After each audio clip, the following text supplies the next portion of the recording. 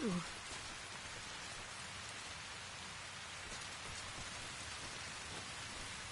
What is that?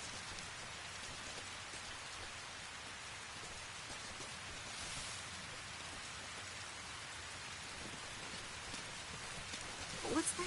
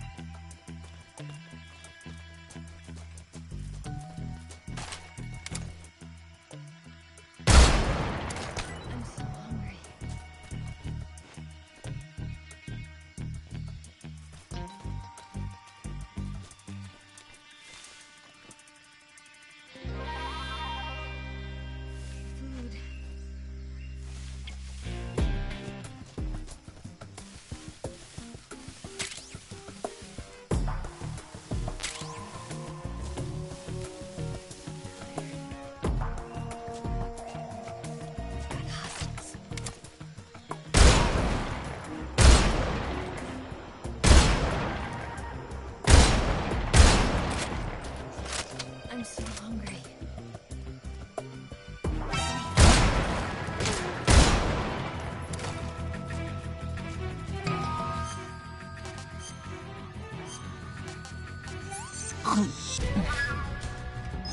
Let me have some more.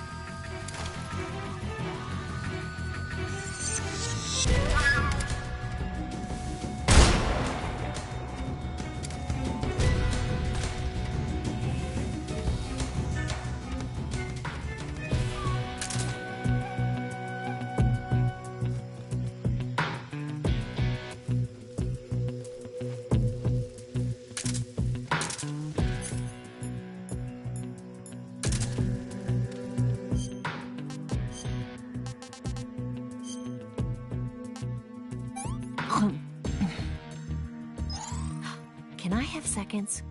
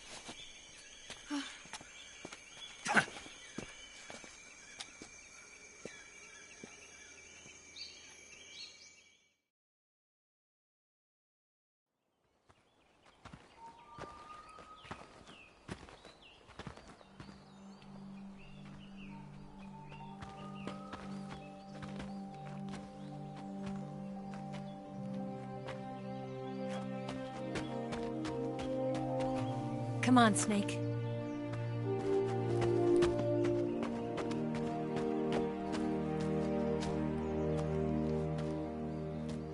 We made it. We made it. Over there.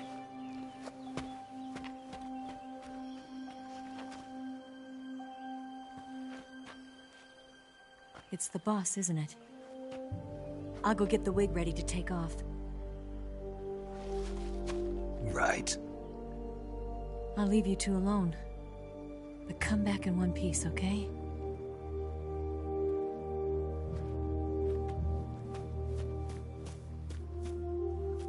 Promise me!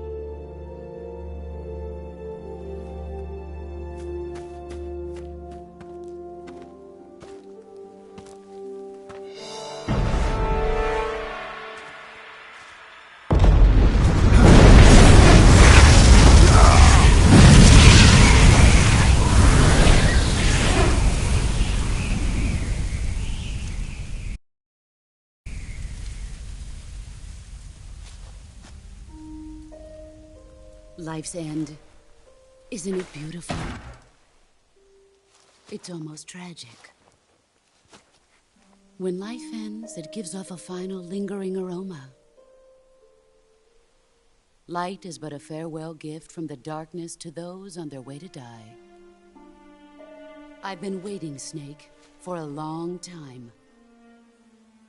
Waiting for your birth, your growth, and the finality of today. Boss. Why are you doing this?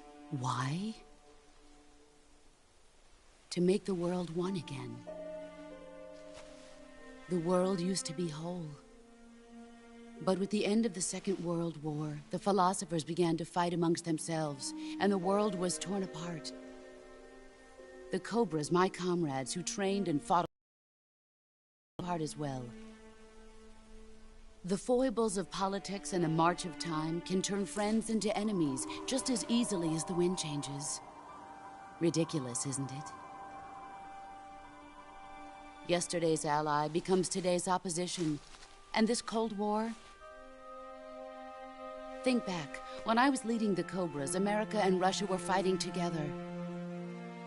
Now, consider whether America and Russia will still be enemies in the 21st century. Somehow I doubt it. Enemies change along with the times, the flow of the ages, and we soldiers are forced to play along. I didn't raise you and shape you into the man you are today just so we could face each other in battle. A soldier's skills aren't meant to be used to hurt friends. So then what is an enemy? Is there such a thing as an absolute timeless enemy?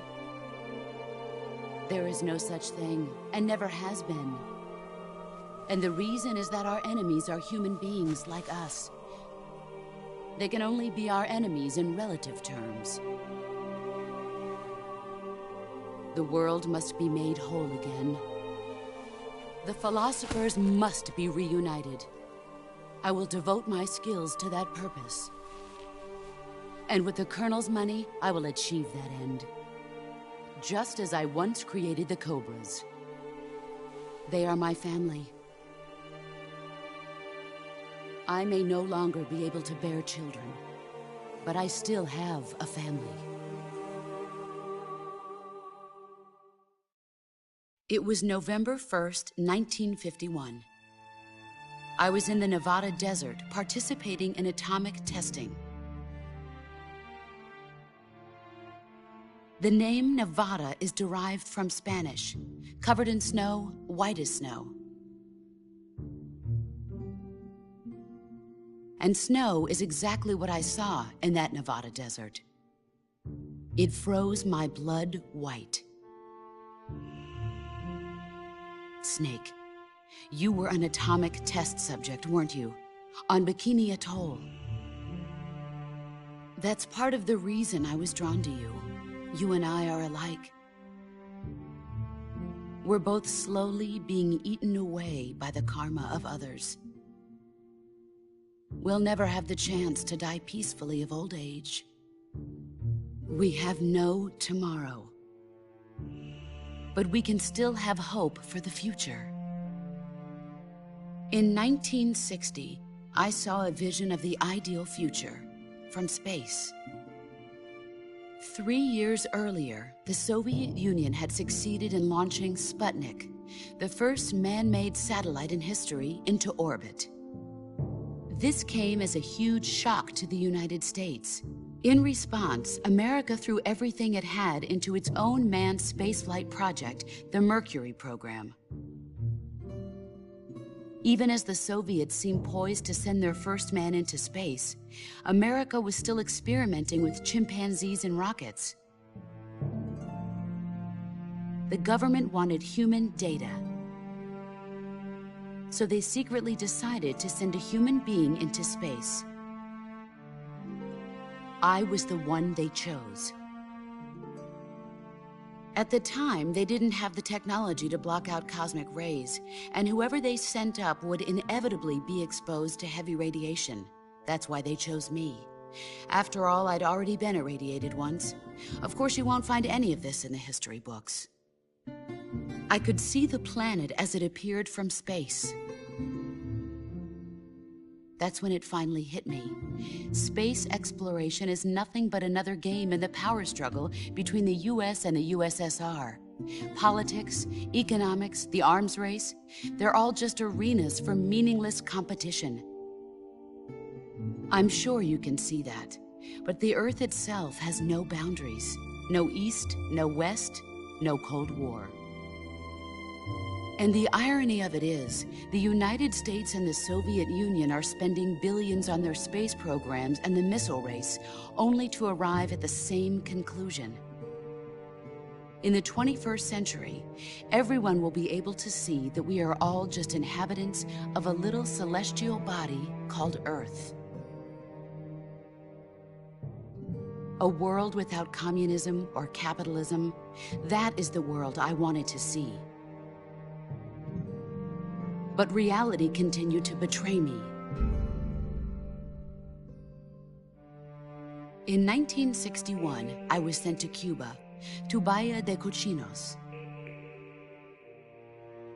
It was part of a CIA-sponsored invasion under the guise of taking Cuban exiles back to their country. But the US government betrayed them. Our weak-kneed president held back their air support. Defenseless, the exiles were annihilated by the Cuban army. All I could do was watch in silence. I was set up by the very country I'd sacrificed so much for, by the very government I dedicated my life to defending.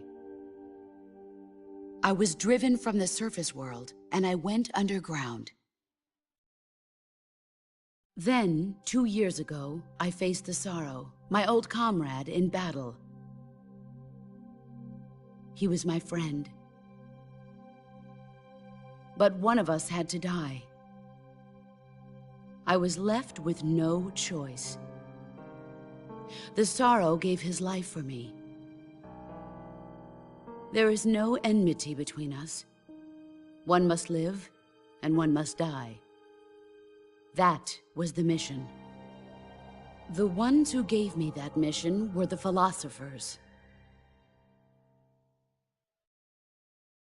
Early in the 20th century, the true holders of power in the United States, the Republic of China, and the newly formed Soviet Union gathered together in a secret meeting that would later be known as the Wise Men's Committee.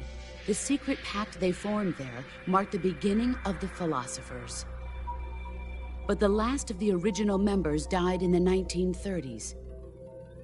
After that, the organization began to run out of control, and the Wise Men's Committee degenerated into a mere shell of its former self. The philosophers of today have no sense of good or evil. Their influence extends to countries and organizations involved in every aspect of every war. They have become war itself. That's how they operate. The sacrifices of war cause a shift in the times. This shift leads to renewed conflict, and in turn triggers the next war. Like a nuclear chain reaction, each conflict sparks countless others, forming an endless spiral that will continue on for eternity. Do you understand what I'm saying, Snake? By consuming me and you, the philosophers intend to keep that cycle going forever. It was my father who explained all of this to me. He was one of them. You see, I am the last remaining child of the philosophers. But after he revealed the truth, my father was killed by that same shapeless, formless organization. And my father isn't the only thing the philosophers have taken from me. In June of 1944, the Cobras and I took part in the landing at Normandy. We'd been given a top-secret mission to locate and destroy enemy V-2 rocket installations. I was pregnant at the time. The sorrow was the father. I gave birth on the field of battle. A beautiful baby boy. But my child was snatched away from me by the philosophers.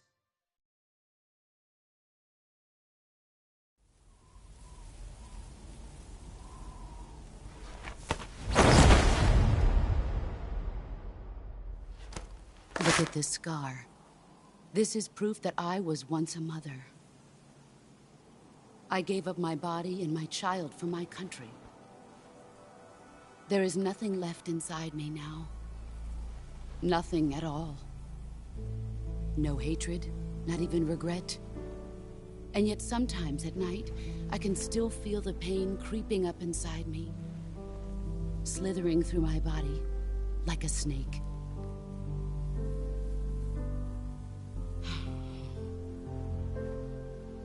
I've never talked this much about myself before. Thanks. Thanks for listening to me.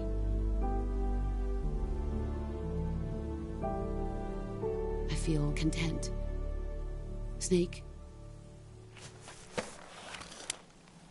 commence the operation. I raised you. I loved you. I've given you weapons, taught you techniques, endowed you with knowledge. There is nothing more for me to give you. All that's left for you to take is my life, by your own hand. One must die, and one must live. No victory, no defeat. The survivor will carry on the fight. It is our destiny. The one who survives will inherit the title of boss. And the one who inherits the title of boss will face an existence of endless battle. I'll give you 10 minutes. In 10 minutes, MiGs will come and bomb the hell out of this place. If you can beat me in less than 10 minutes, you'll be able to escape in time. Let's make this the greatest 10 minutes of our lives, Jack. Boss. You're a soldier. Finish your mission. Prove your loyalty. Face me. I come.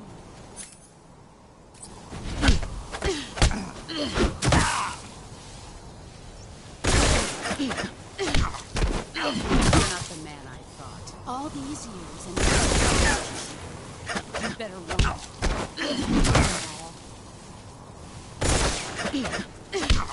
Time to play rough. Time to play rough. Heads up, Snake. Time to play rough. Pathetic. Time to play rough. Not the man I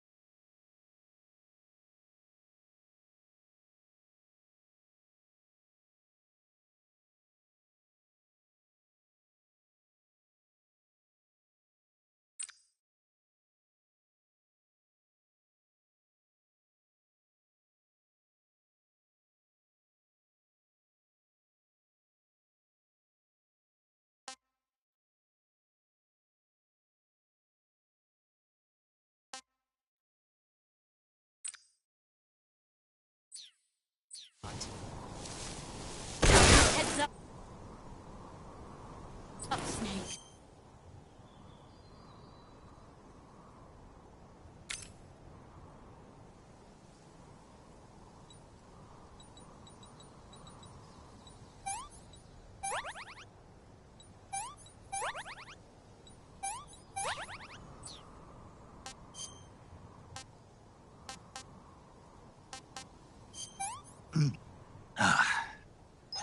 Hey, this works.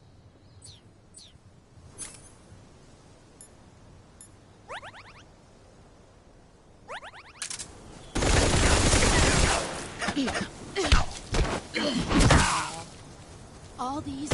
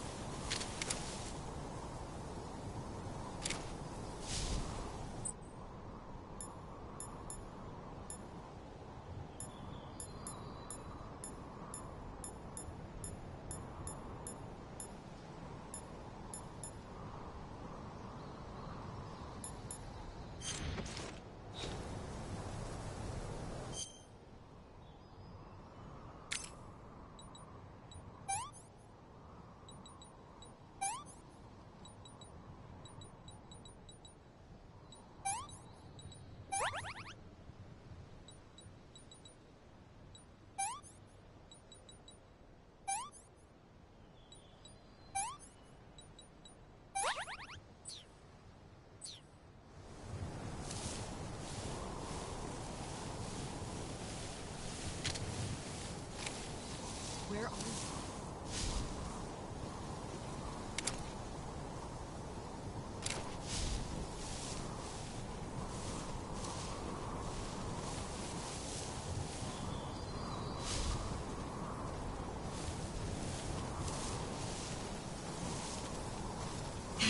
I found you. What's this for? Are you out of your mind?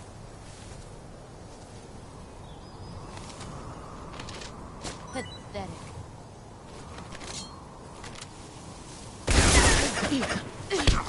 Time to play rough. Pathetic.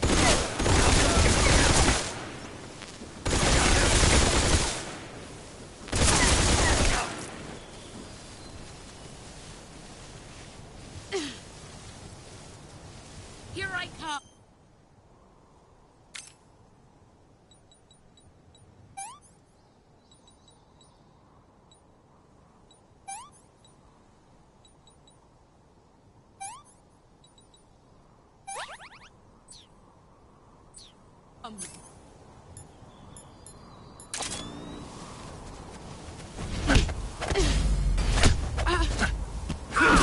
Excellent, Jack.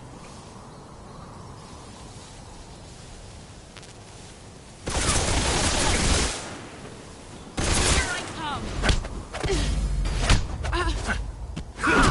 You're better than I remember.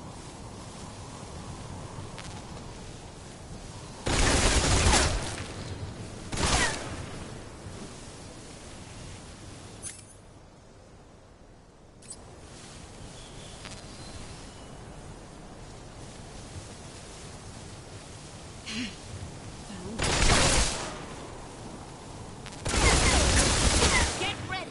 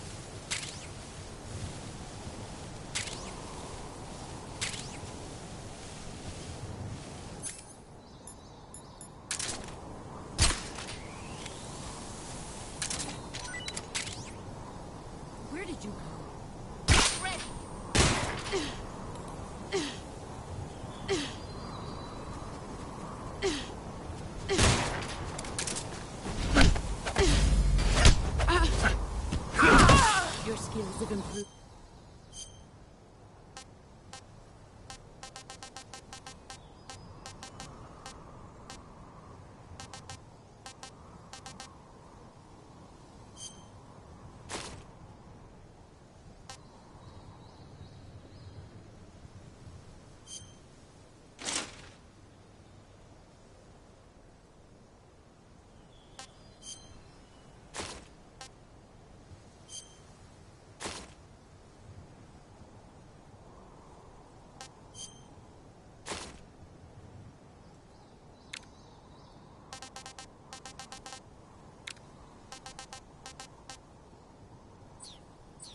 Moved.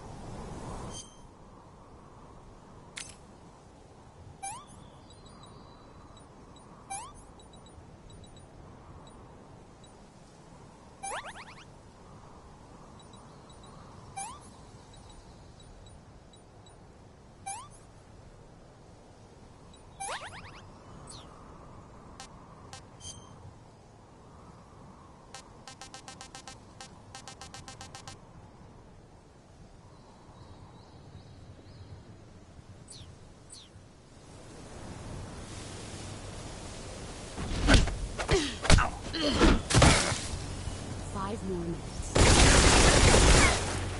You're not the man I thought. All these... You better... Play rough.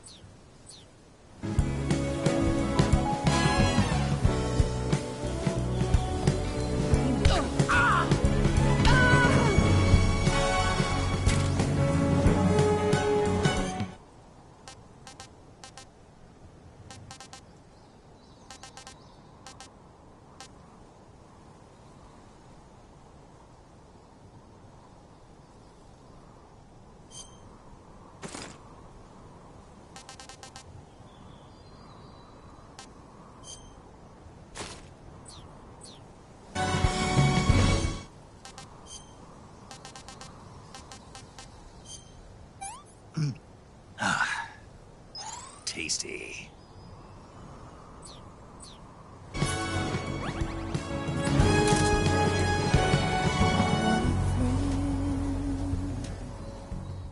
With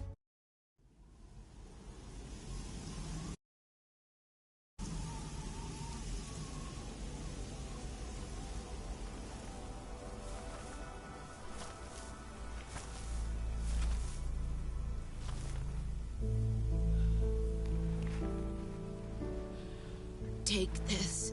Keep it safe.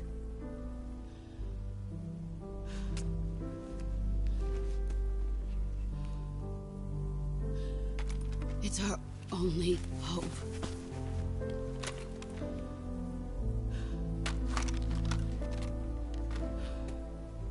A patriot? Why are you giving me this? Jack. Or should I say, Snake. You're a wonderful man. Kill me. Kill me now. Do it.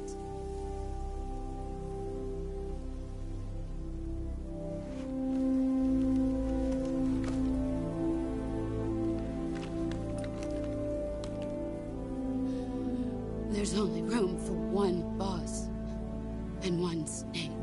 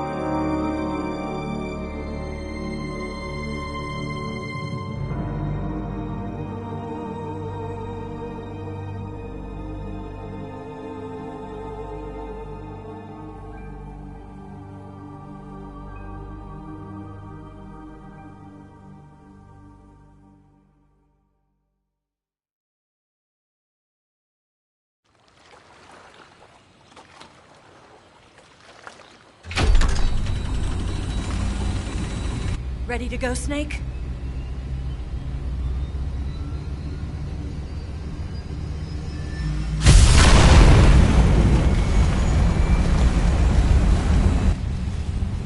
Are you okay? Snake? Yeah.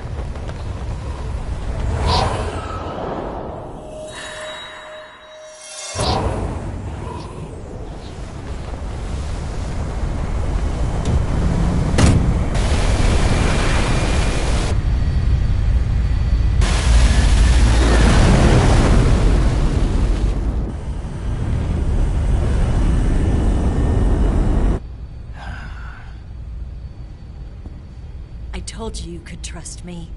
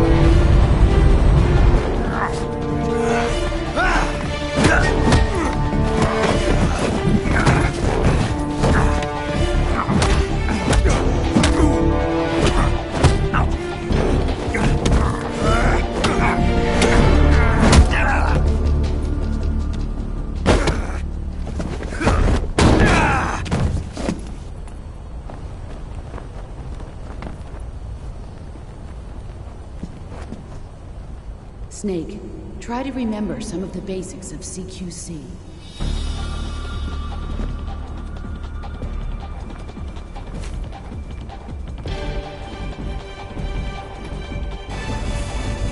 Not good!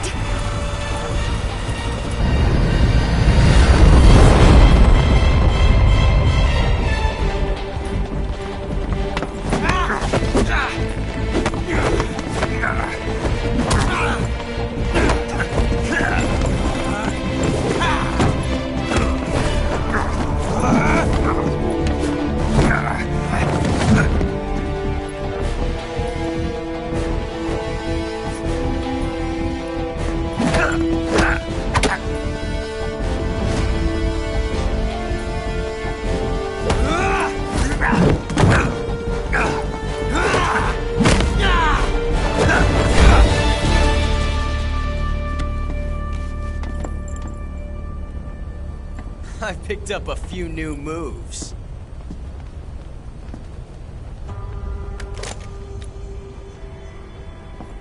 Huh. It doesn't feel right to shoot an unarmed man. But I'll get over it. Eva!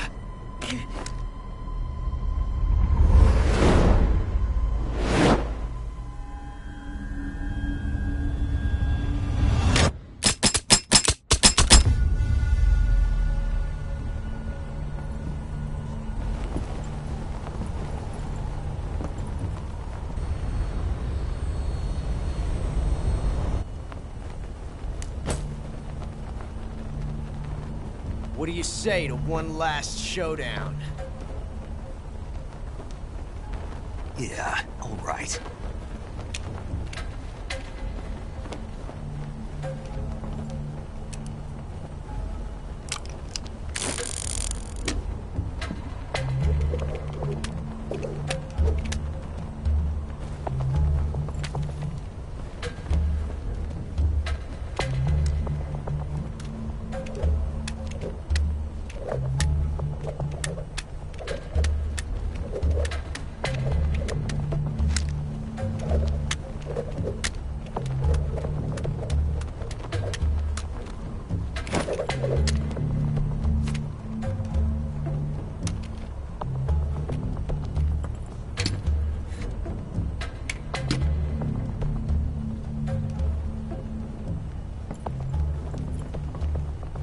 What's your name?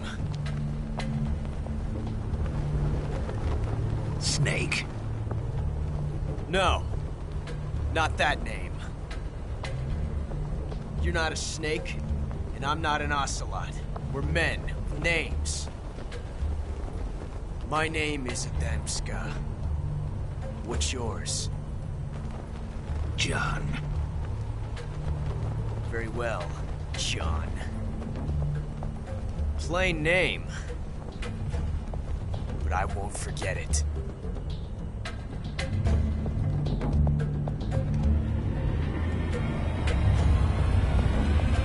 Come on!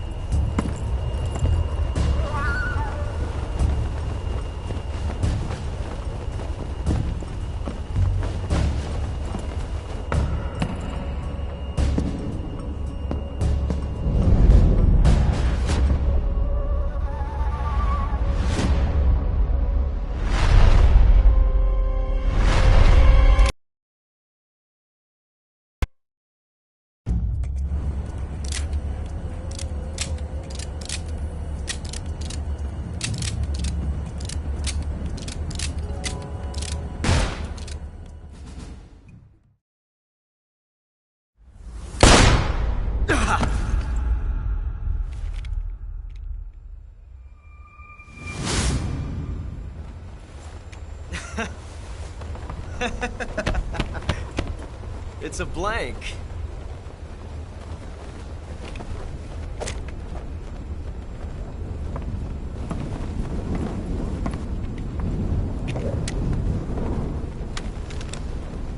That was fun.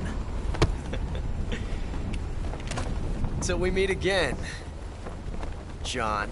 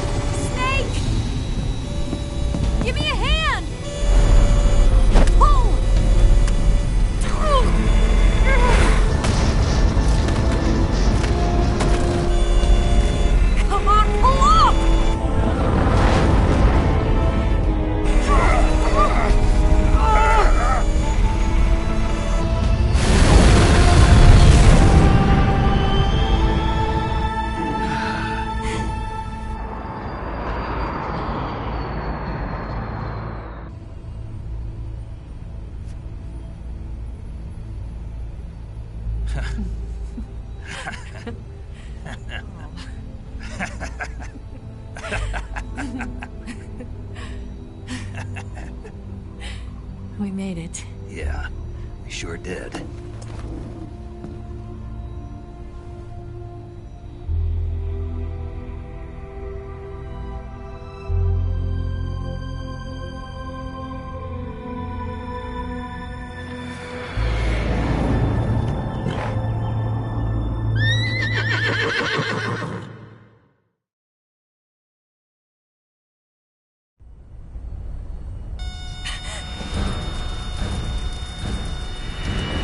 Oh no! Mix!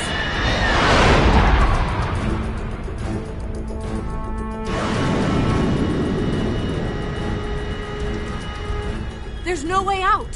What are we gonna do? We've come too far to let them stop us now.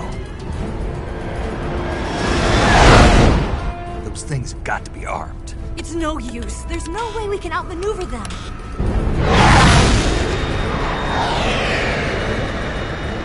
They're gonna shoot us down. We were so close. Weapon systems on. Locked on target. I got towed.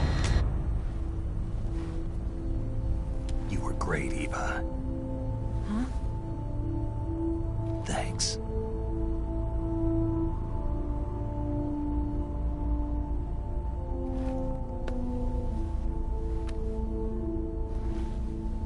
Oak 19, this is Control. Stand by for a direct order from the chairman. Oak 19, return to base immediately. Do you read me? This is a direct order from Comrade Khrushchev. Return to base immediately. Oak 19, do you copy? Understood. Aborting mission. RTB. Look! The MiGs are turning back! Woo!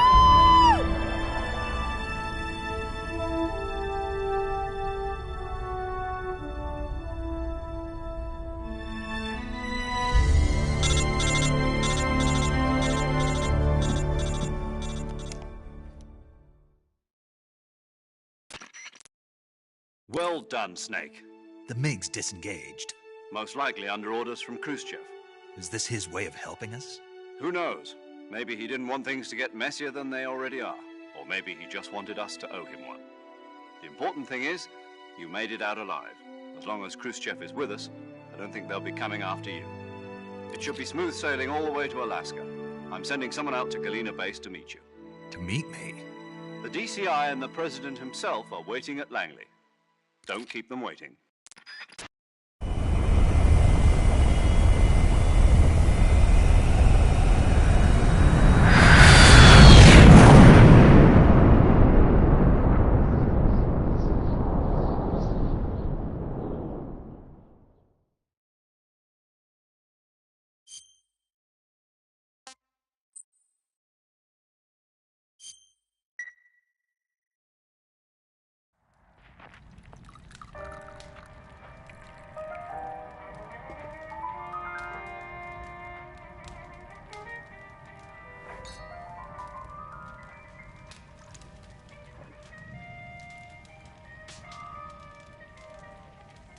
So what are you going to do now? Go back to the KGB? What do you want me to do? Did you ever think about coming back to America? I can't go back. I've left America behind me. But you saved this country. I didn't do it alone.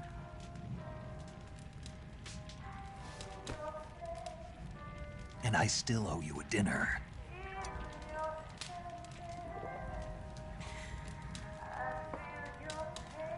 Is that part of your mission too? Or is it an order? Or is it an invitation?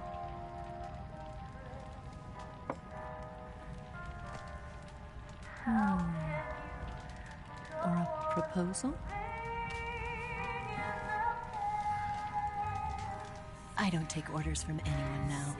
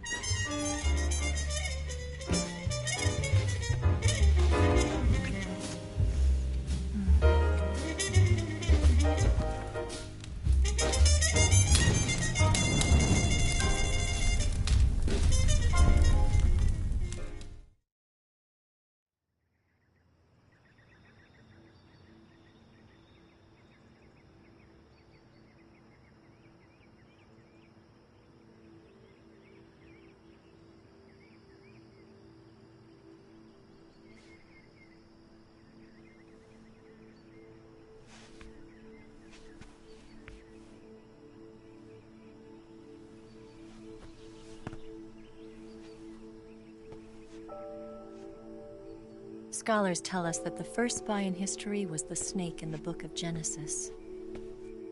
In that story, it was Eve who was tempted by the snake in the Garden of Eden. But this time around, it was I who tempted the snake and got away with the forbidden fruit of knowledge. Forgive me, snake.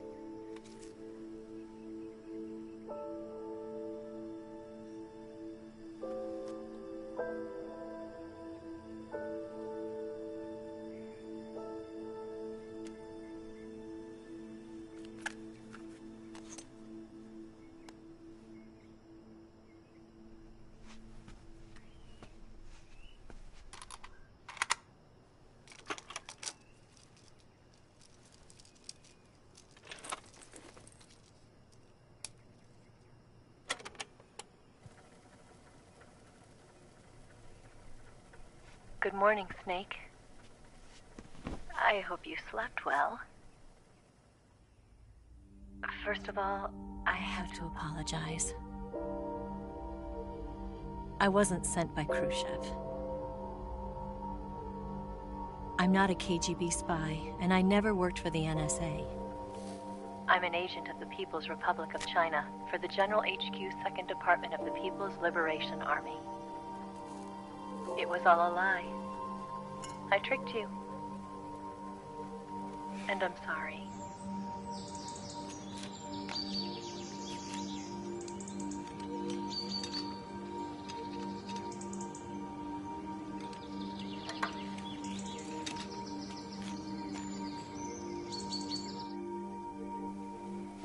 The philosophers still exist in China, too. You see, my mission was to find out where Volgan was hiding the philosopher's legacy and steal it. So I infiltrated his base as a KGB spy. The 2 NSA codebreakers who defected in 1960 were actually both men. The real Adam never showed up at the meeting place, saving me the trouble of having to eliminate him. I sneaked in by pretending I was Eva. And you and Sokolov and Volgin, you all believed me. The philosopher's legacy was originally held in common between the US, Soviet Union, and China. We couldn't let the Russians and the Americans take it all for themselves. The Chinese government had its eye on the legacy too. I got the film containing the legacy, and also the nuclear missile launch data from the Shagohod. 5 years ago, the Soviet Union stopped supplying us with nuclear weapons technology. Since then, China's Liaodong easing, hydrogen bomb, and space rocket projects have fallen behind. But with this data, our country will be able to develop its own nukes. We'll create a deterrent force to rival those of the US and Soviet Union. Everything has gone according to plan, thanks to your help. I too am one of the philosophers. I'm an agent of the philosophers, a graduate of one of their charm schools. I was raised in a joint US-Soviet-Chinese facility to become a sleeper agent. This was before the war. Back then, they were collecting children from all over the world. As a result, I'm indistinguishable from a native-born American. So it didn't surprise me when you and Volgin couldn't tell the difference. But she knew right from the beginning. She knew because before the war, she was at one of the philosopher's schools too, as an instructor. The boss was the only one I couldn't fool. She was the only one who knew I was a fake. She told me everything. Why did she open her heart to me like that? At the time, I couldn't understand it. But now, I think I do. Snake. She wanted you to know the truth. She chose me to tell you. That's why she saved my life. I've lied to you so many times, but not this time.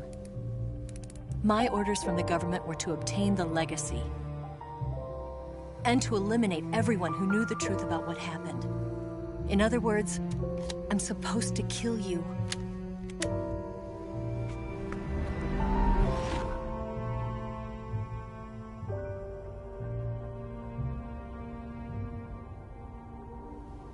But I can't do it. Not because we loved each other. And not because you saved my life. But because I made a promise to the boss. And I intend to keep it. I just wanted you to know. And you have to live.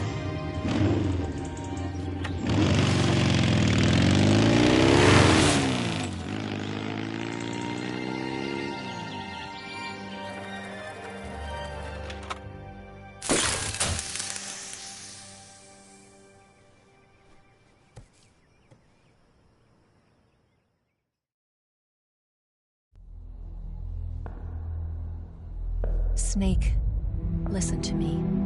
She didn't betray the United States. No. Far from it.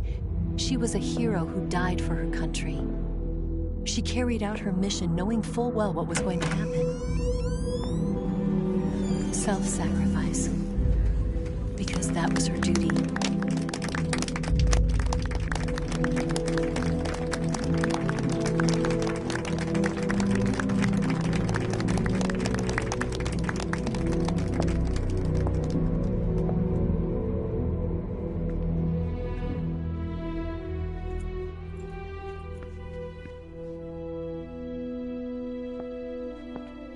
You are above even the boss. I hereby award you the title of Big Boss.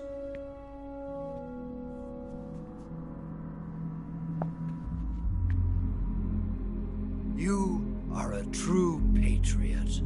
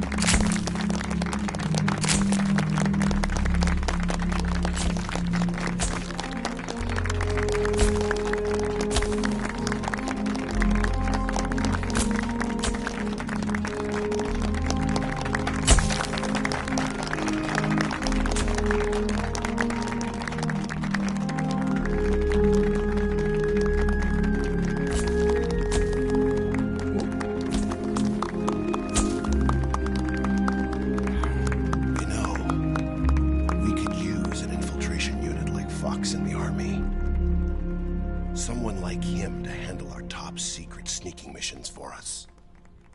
A man who combines the qualities of a soldier and an agent. The boss's defection was a ruse set up by the US government.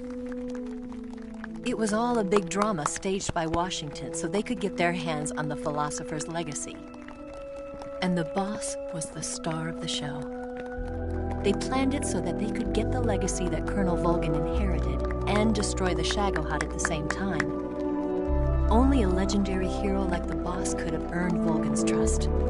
Finding out where the philosopher's legacy was hidden was to be her greatest mission. Everything was going according to plan.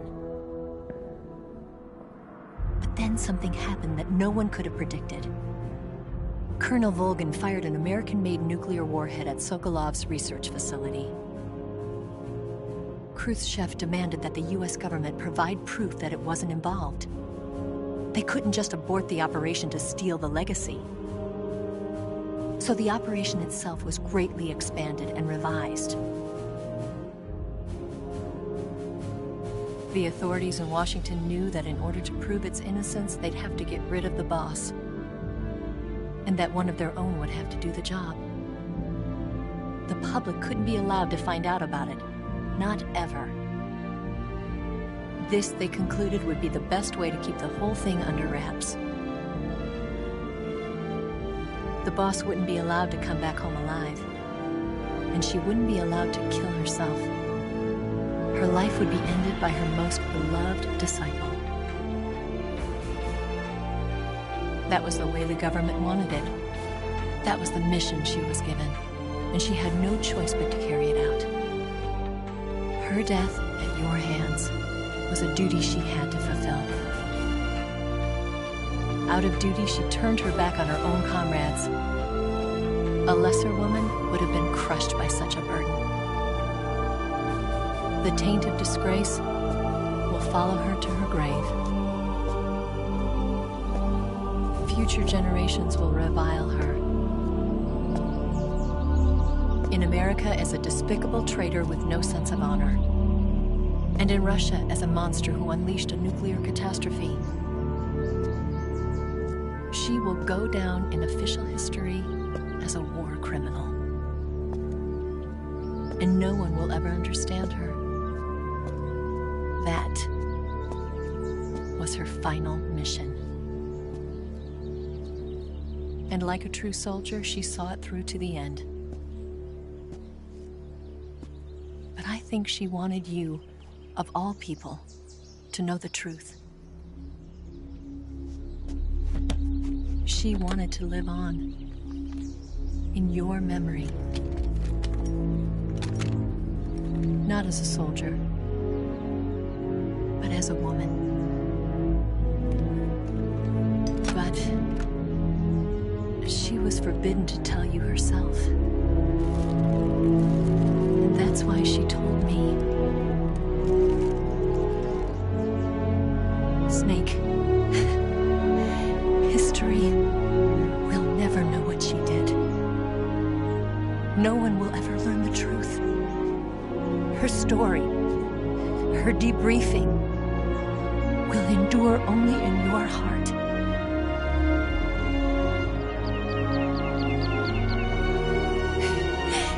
Everything she did for her country.